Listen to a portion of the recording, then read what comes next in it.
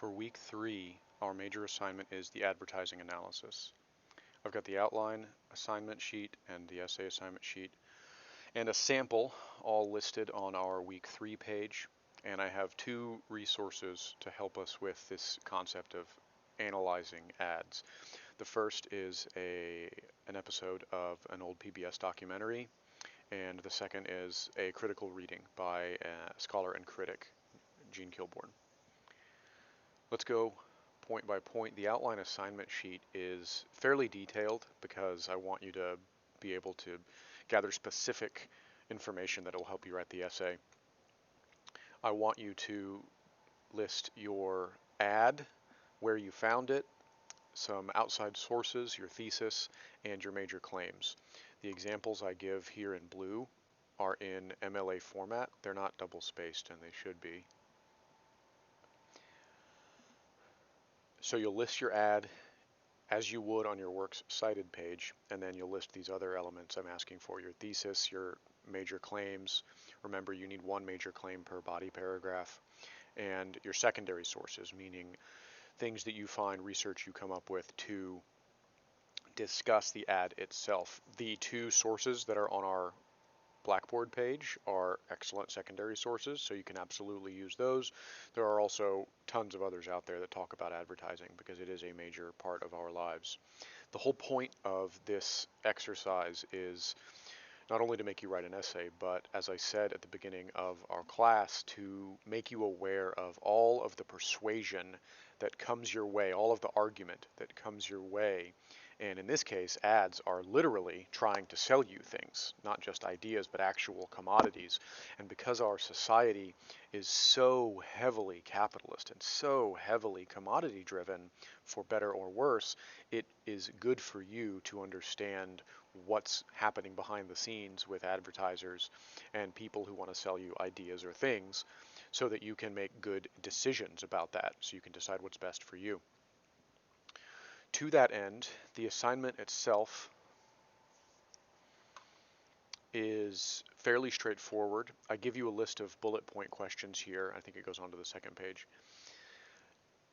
to help you get off the ground and analyze the ad that you're looking at. And we'll look at some specific ads later in the week and talk about how we can kind of get beneath the surface of them. The main idea behind the essay is that you want to analyze the argument in the ad. Now, that argument is, in one sense, hey, buy my stuff, but ads use all kinds of techniques to get you to buy things. For example, think about car commercials. You rarely, not rarely, but I would say like half the time, you see car commercials where they actually talk about specs of the car. This car is fast, this car can tow a lot of stuff, this car is safe. And the other half of the time, it's just a car on a pretty road doing something flashy, and it may or may not have anything to do with the automobile itself. So why do they do that? Advertisements are full of this kind of indirect technique. And that's what I mean when I say analyze the argument. Lots of advertisers are selling concepts: family, patriotism, security, when those things may or may not have anything to do with the object that they're selling. Think about how there's like an official bubble gum of the NFL, an official beer of the National Hockey League, stuff like that. What do those products have anything to do with those sports? Nothing, right? But they still have that connection because the advertisers are selling things that may have nothing to do with the product themselves. That's part of the way they get us to buy stuff. All of this kind of thing is what we're looking for in the advertising analysis. So take a look at the sources here on the bottom. The Persuaders is especially good. It is dated. It's from 2004, so it's dated, but it just doesn't have an equal in terms of its information that it can give you. And it's 55 minutes, which is pretty short for a documentary.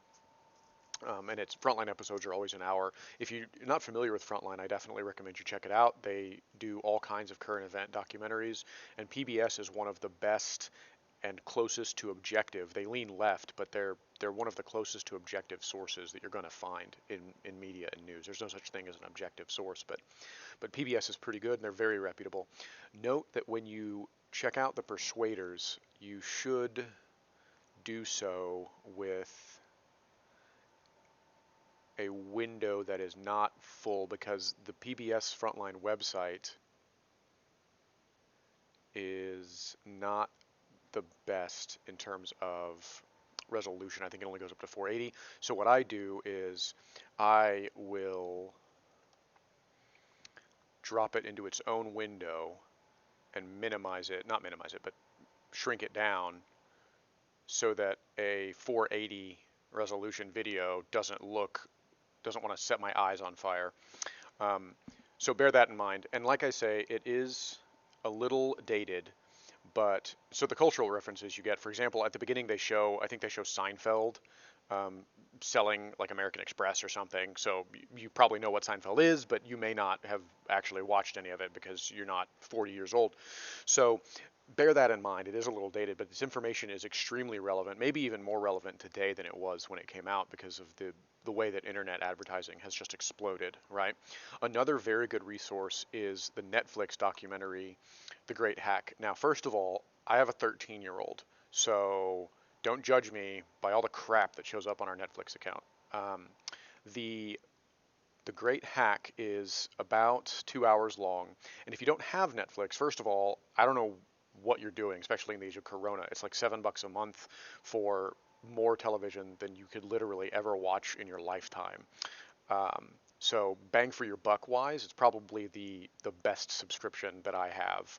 And I have a lot of them because I have kids and they suck your money like a vampire. So the Great Hack covers the way that data companies, Facebook, for example, Google, Twitter, um, gather all of our data as we go around online. And there's a company called Cambridge Analytica that you may or may not have heard of that was involved in the 2016 presidential election and many, many other political elections around the globe for several years.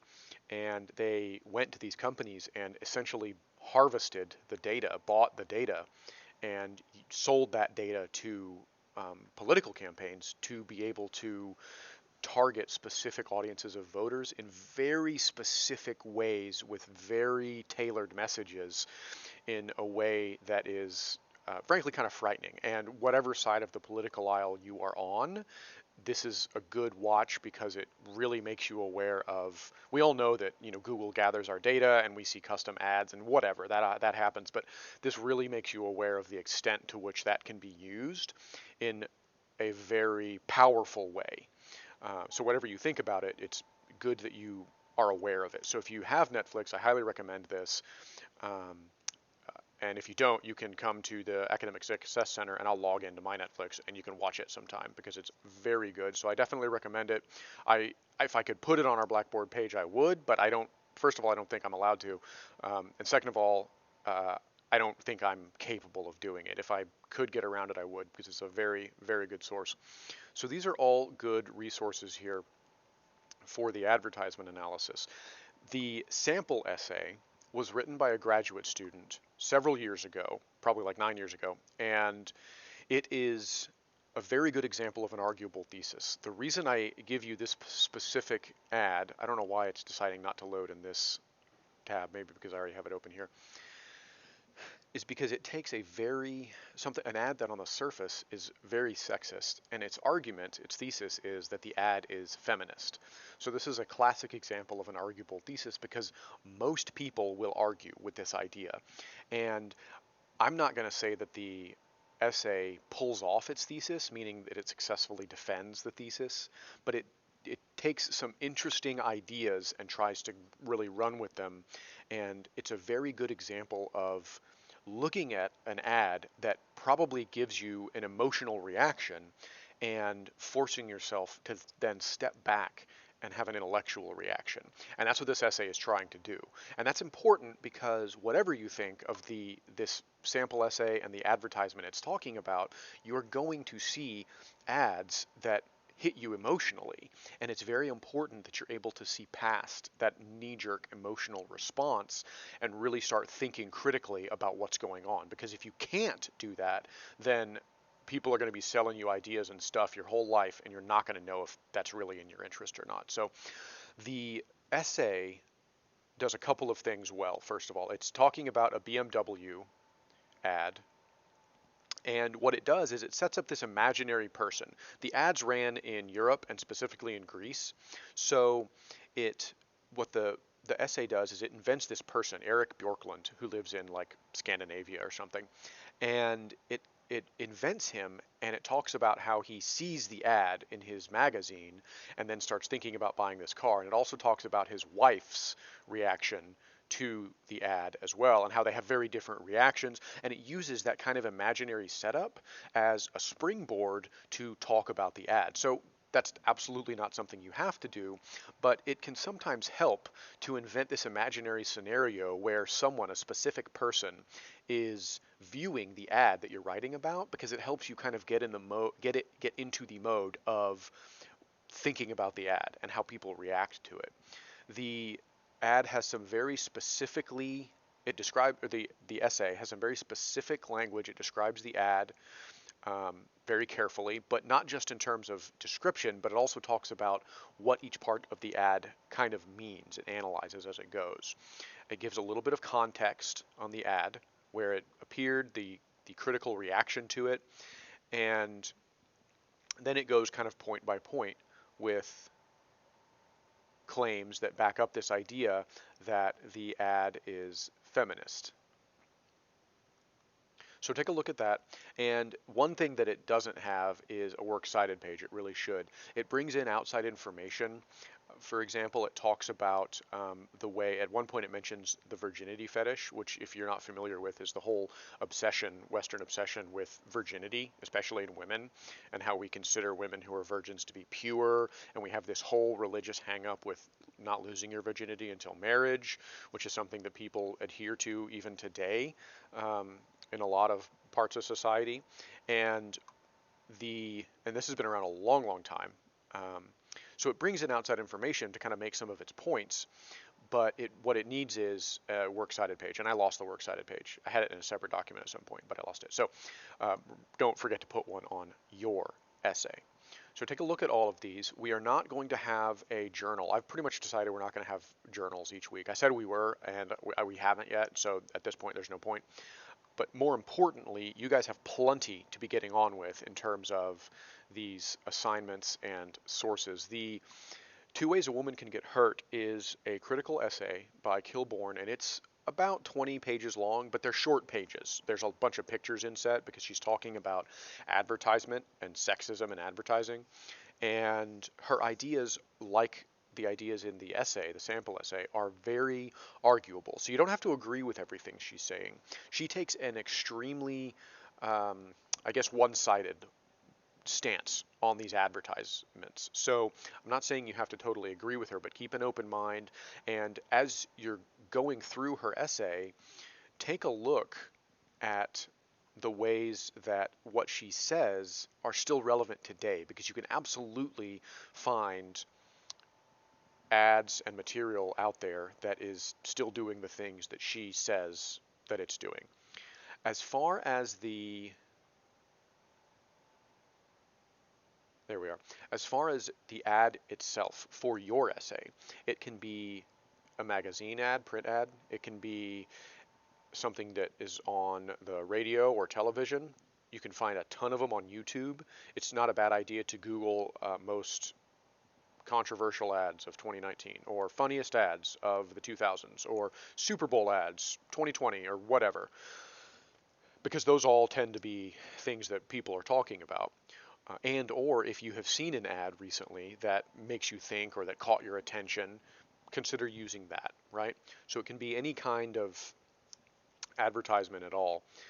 And you're also free to email me and ask if you have questions about a particular ad, is this worth writing about, or anything like that. So come to me with questions, take a look at all of our material. The outline is due by the end of the day on Thursday, so that's not quite 3 days. So make sure you get that turned in to Blackboard. It is available on our turn-in drop boxes, the outline and essay right here. And then the essay itself is due by when we would meet in class if we were meeting. So 9 a.m. next Monday, the 20th. As always, let me know if you have any questions or issues.